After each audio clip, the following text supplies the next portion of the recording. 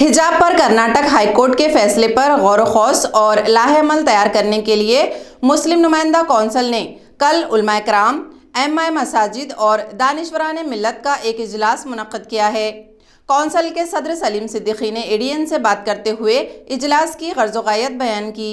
Karnataka high court کا فیصلہ آ چکا ہے جس میں حجاب پہن کر کلاس روم میں جانے پہ انہوں نے ممانعت کی ہے۔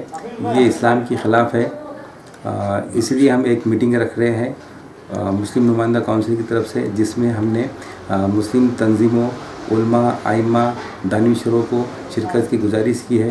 اس میٹنگ میں آپ ضرور شرکت کریں، کیونکہ اس کے اندر اس فیصلے کے سلسلے میں ہم جو ہے تو کوئی راہ عمل تیار کرنا چاہتے ہیں، اور ہم اس کو راہ عمل تیار کر کے جو ہے ایک راہ عمل تیار کریں گے اور اس کو گورنمنٹ کے پاس بھیجنے والے ہیں۔ تو اس لیے آپ سے گزارش ہے کہ اس پروگرام میں ضرور آئے۔